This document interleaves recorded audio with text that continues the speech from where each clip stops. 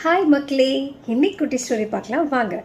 நான் தான் அவங்க மீனோஷினி ராஜா, சன் ஃபைபர் ஷீட் ஏஜென்சி ஜெராமி திருச்சியில் ரூஃபிங் ஷீட் பிஸ்னஸ் பண்ணிகிட்ருக்கோம். கேரளாவில் எஸ்தர்னு ஒரு பொண்ணு, அந்த பொண்ணுக்கு திடீர்னு வைரல் ஃபீவர் வருது. அதனால அவங்க மாத்திரைகள் மருந்துகள் நிறைய எடுக்கிறாங்க. அந்த ஹெவி டோஸ் தாங்க முடியாமல் முடியெல்லாம் கொட்டி போயிடுது. அவங்க முடி இழந்தனால அழகு போயிடுச்சுன்னு ரொம்ப வருத்தப்பட்டுக்கிட்டு வீட்டை விட்டு வெளியே வரதில்லை, ஸ்கூலுக்கும் போகிறதில்ல.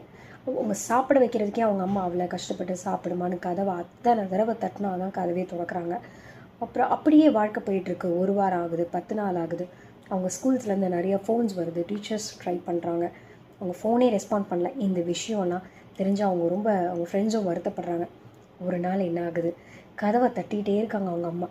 2 செகண்ட் வெளியில் வாமான்னு ரொம்ப கெஞ்சி கேட்ட பிறகு கதவை திறந்து பார்த்தா அவங்க கூட படித்த 39 பசங்களும் மொட்டை அடிச்சுட்டு வந்து நிற்கிறாங்க.